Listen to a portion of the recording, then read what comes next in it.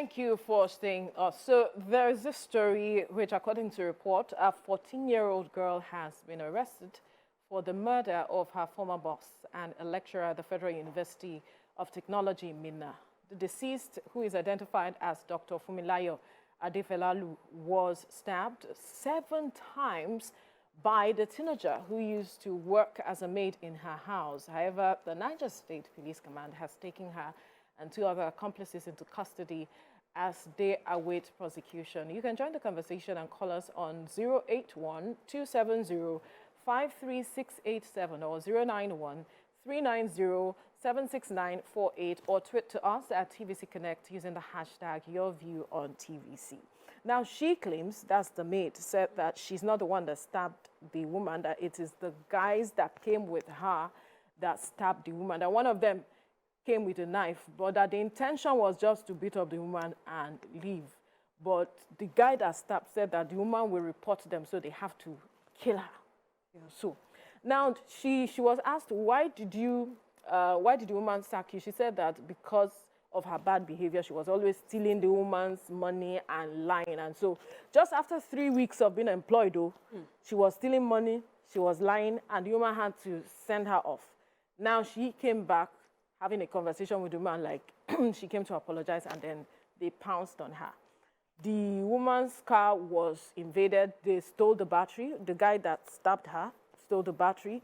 Then the other guy that came with her went into the woman's room to cut away some items. 14-year-old. What was she thinking? Where did she even find these guys that she brought as accomplices? To come and deal with this woman? How did it even come across her mind to do this thing? It's mind-boggling. Very, very, very sad. When I heard the story, I just assumed that she probably belonged to a group or a gang where they would send house helps to someone's house to just, survey, and then they would tell you when to attack. But later, from her confessions, I could tell that the people who came with her are within her age brackets, because she said that they were schoolmates. So they must have been in secondary school together, so she must have met them in school, and they were classmates. So these children, how did they become this violence? Menace to the society? Yes. Is it their environment? Is it what they have experienced? What have they been exposed to? There are just so many questions that are begging for answers. I'm still trying to fathom it, because I don't know how the woman got it wrong because from employing that person. From some people's stories or comments, she helped the girl. So it was not from like a poor background. Poor background. So, and she was to be a sponsor. But then the girl was now, having bad behavior. Yeah, so it was not like she even tried to employ an underage or a teenager that could not do anything, or was subjecting her to different maltreatment. Yeah, different kind of maltreatment. So this was a woman that was trying to help, and it just goes to tell us as individuals that it's not everybody that you help. Sometimes you just help some people right there on the go and just move ahead with it. Don't don't have this messiah mentality to say that I can help this person or but there's nothing wrong with helping. Before you help, you have to do your due diligence. Try to understand, check before you now say, okay, I am committing my all to this. Because we saw the story of the lady that was trying to help a beggar out of her situation. What did she do? She still went back again to the streets. To the streets. So sometimes you have to do your due diligence. I've had my own share to where I've tried to help people out of a particular situation. At the end of the day, I got burnt. So from my experience, it is better to do your due diligence, check well, and of course, let the Holy Spirit lead you before you help. Because I still cannot fathom. Not everybody has the Holy Spirit. Why we must also keep that in mind. Well, let your instincts, just pray to whatever you believe in, to lead you, so that you will not show reshe There's that adage in Yoruba that your good will not turn to bad. Now she's trying to help this young girl, give her a better future, and she has lost her life while at it. It's just so sad. You stab once, 2, 3, 4, 5, 6, up till 7. And your conscience didn't... Toby. Ground. There are people that do not want to be helped, but we push our help on, right? So in this kind of situation, even though maybe the lecturer would have felt that, this girl, and I have a free house, so come and stay with me.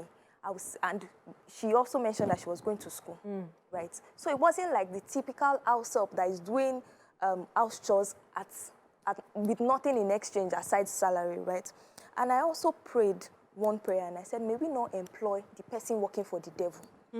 Because what would have actually happened such that they corrected you for doing wrong? This woman, the girl didn't state that this woman punished her. She didn't say this woman beat her. She didn't say, because we would also have heard stories in the past of people that their house helps have done something to them, or people living with them have done something to them, and they punished them, or they took them to maybe the police station or something. But this woman didn't say anything. She said, go.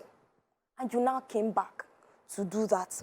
And next thing I was also going to say that there's a generation now that is arising that do not like to be corrected. They do not want to be corrected. No matter what it is, if you are smiling at them, you are good. The moment you open your mouth to say what you have done is wrong, they will revolt against you. They will take you as their enemy. They will say, I'm in a different generation. Why are you so upset? Is it not just your money I stole? Is that burnout of parental, that gap? That parents were not able to mold their children. We'll see also when we talk about a generation that is rising up now, that do not have patience, that do not have some virtues that we know that we grew up with, but they don't have it again. I don't want to say Gen Zs generally, right? But there are exceptions also to every rule. But this case, you would notice that because this girl was corrected, this is what fueled her decision, right? And I think that the government needs to step in at this point to regularize the process of getting people to help you within the home.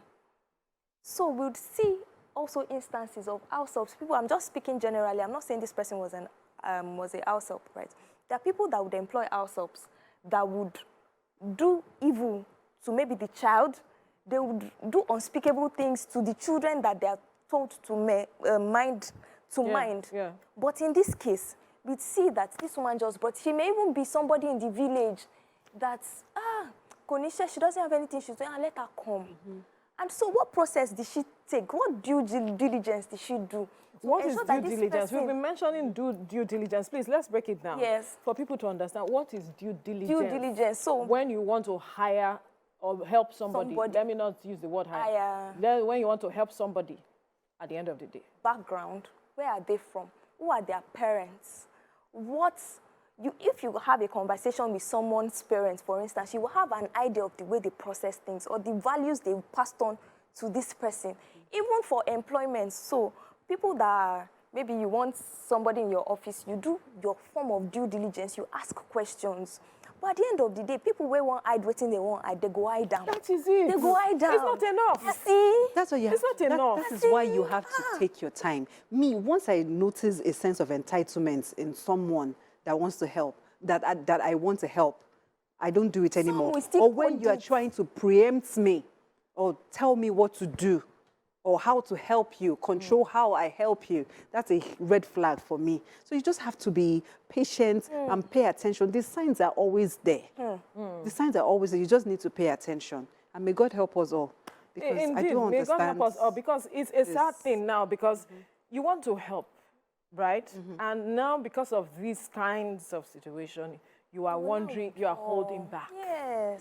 So you mentioned something earlier, and I said not everybody has the Holy Spirit, right? But your instincts, some people's instincts are not switched on as quickly as it should to quickly identify, oh, there's a red flag here or there. You help people and it exposes you. It becomes, oh, this person is marked for danger, like this woman now. We have seen an array of issues where house help actually went back to kill their bosses. There were 2 old persons that we hear the houseboy came back, killed them, took the monies they had because they had dollars in the house and they were planning to travel for treatment and all. The guy came in, killed them, took the monies and ran away. It's sad. We all need help one way or the other, especially where you're raising children that are minor and can't really help themselves, and you're busy, you need help one way or the other. And what do you do? Are you saying that we shouldn't hire help one way or the other? It's just a complex issue as it is. Right. And then for children, when children become violent, I think it has to do with their upbringing, what they have been exposed to, what they are watching on TV as well. So this one is from a poor background, so they may not have TV. No, they may not have TV, they may not have, so she's free to move around. So that is an assumption. They might have, cable TV is cheap now. There's the good TV that you can, but she's from a poor background. Very poor background where they can't send her to school. In this case, right? Must have in this been case, exposed in to her some mind, things that, formed her decisions, her mindset that have hardened her up.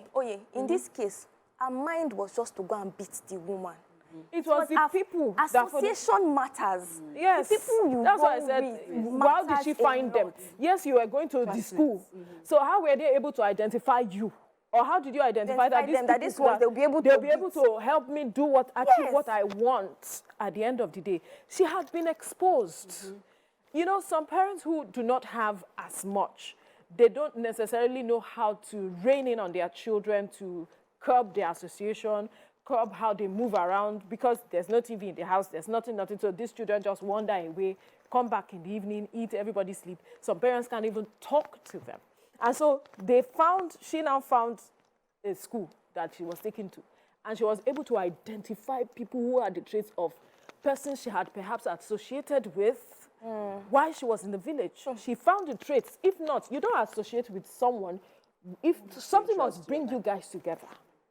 And then perhaps she knew that, these persons have the traits of what I want. And she tabled the matter before them, and they said, we will help you. It's probably those people that have been instigating her to steal, to steal. How did she get to know them? I agree with you. I'm just saying that maybe it's even these go back people, there. Go and steal. Go. So when they realized that the meal ticket already cut, so they had to tell her, maybe instigate her again to say that let's go and steal from this or beat her up. But they had other intentions. Sinister motives, yeah. Because even with that so-called Walex, because I heard that saying Walex, that boy wanted to take the woman's car. And when she was jittering, I said, no, let's just go. He took the battery. He took the battery. That's to tell you that they had the tendencies already. It was premeditated that let's just go and rob her. He may have had the intention. So we have Solomon on the line calling from Enugu. Solomon, good morning. Welcome again. Unfortunately, Solomon, if you can, do call us back. But like you were saying, the tendencies were already there for the Walex of a guy. He already had it because he was the one that came with the knife at the end of the day. But association matters. Association, raising your child. The Bible, again, our quote says, raise up a child in the way he should go. Train up a child in the way he should go. And when he is old, he will not depart from it. But where parents do not have that value to pour into their children, how do they train their child? Because these days we say there are some parents who need parenting because they do not know how to manage or train their children. Poverty is not something that, yes, we know that the poor are always around, but that you are poor does not mean you cannot, give your children some values, the right values that they need. Money cannot buy that. You need to train your child, even if you have 15 of them, because we know that there are a number of persons who have so many children, but you can, inculcate the right values in these children. Some people still don't even know the right values. Some people think that it's dog eats dog, right? Such that when they may tell their children that once you go out there, anything to buy, anything you see, take it like that. Anyhow you can survive like that. There are people that train their children with that mindset. And it's not because, it is not because they feel it is wrong. They feel that's the best way to survive in this circumstance. With in what this you just society. said, now I remember one video that was trending on social media months ago, or maybe last year.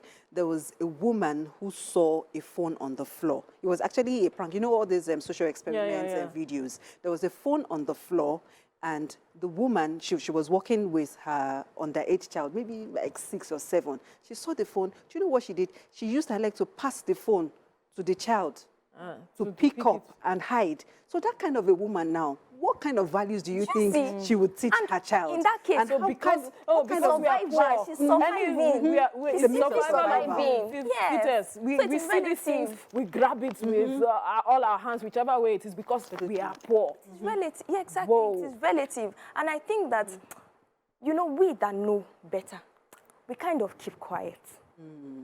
In the days, I mean, you can't do wrong. The community will beat you before you get to. Yeah. But now people are keeping quiet. Because everybody just wants to survive. Everybody just wants to blow. Even Burna Boy. Everybody wants to survive, Burna Boy said that before you get it. Even Burna Boy said that if you do not hustle, if you hustle and hustle, you do not make it. There's no evidence. But does your hustling say you have to kill someone or? No, that's what I'm saying. That I agree. mindset. There's this societal mindset. We have lost this communal living where. We'll say, oh, I know your father. I'll report you. I'll report you and all of those things, yeah? Because of the change in our society and all of it. But we can still do better. That's what I believe. We can still do better. There are ways you can report a child. There are ways you can talk to a parent, see what your child is doing. I know people who say, mind your business, not my pikin. I know. We've seen all of those, where parents go to a school, beat up a teacher. A teacher was even killed recently. A parent beat up a teacher because of, and all of that. But bottom line is because we are wrapping up. Sorry. I didn't finish that line of thought. We don't have time again. We don't have time again because we need to wrap up.